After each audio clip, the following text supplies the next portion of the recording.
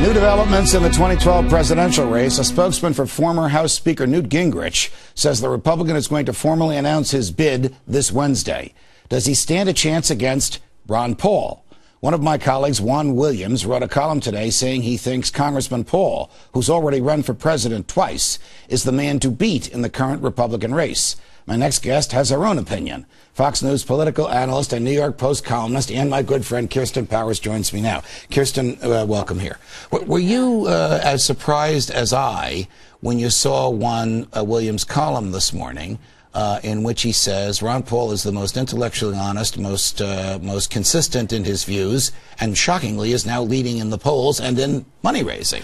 Well, no, I wasn't surprised, and there is a CNN poll where Ron Paul actually looks like the man to beat because he's the one who comes the closest to beating Barack Obama within about 7 points, which is pretty incredible. I wasn't surprised at what Juan wrote because I felt the same way. I feel the same way about Ron Paul, and you know, when I was watching the debate, I also felt like, why don't the Republicans want to vote for this guy? You know, he's great.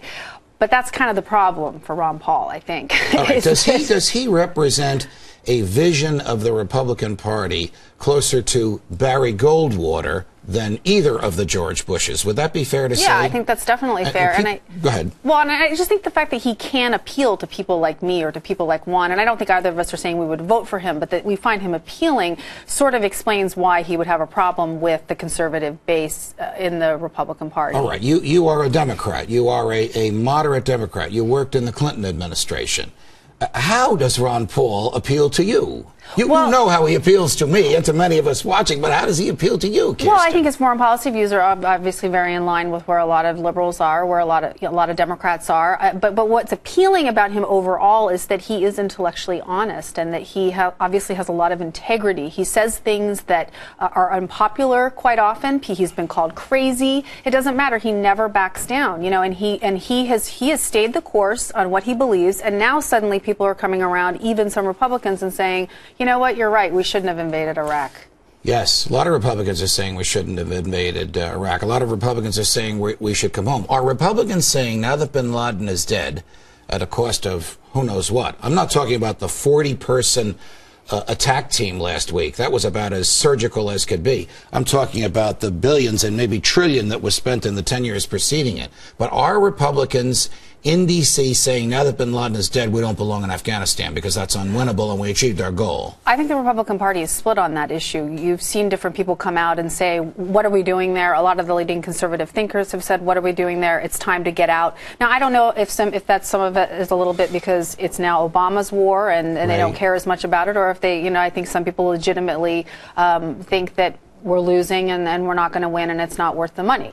But I don't think that that's going to be what this election's about. This election's going to be about the economy. I agree with you. You know, I mean, the election, and I think when we start getting into some of Ron Paul's positions, I think that probably a lot of them will line up with where a lot of people are, and some of them I think people will say are sort of wacky. All right, Ron Paul's been in the Congress for nearly 25 years, and in those 25 years, he has steadfastly and consistently made these arguments about the gold standard, about sound money, about the problems with the Fed. Question: has he succeeded in moving those arguments, which were once considered loony, now into the mainstream to the point where they were openly discussed at a Republican presidential debate?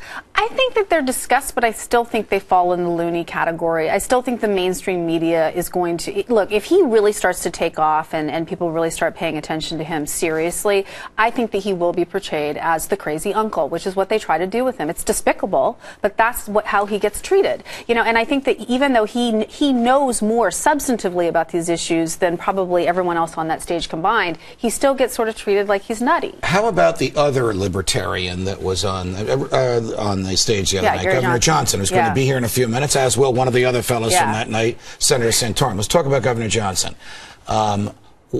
What is his standing with the base of the Republican Party, even with the Barry Goldwater, Ronald Reagan wing of the Republican Party? Well, look, he's pro-choice. So is that a killer in Republican primaries? I think it is a killer in the Republican primary. Now, because the economy is such a big issue, maybe he could get around it. I think it's very unlikely. He's another one. I'll tell you, my Democratic friends who watched the debate were saying, I like that Gary Johnson guy.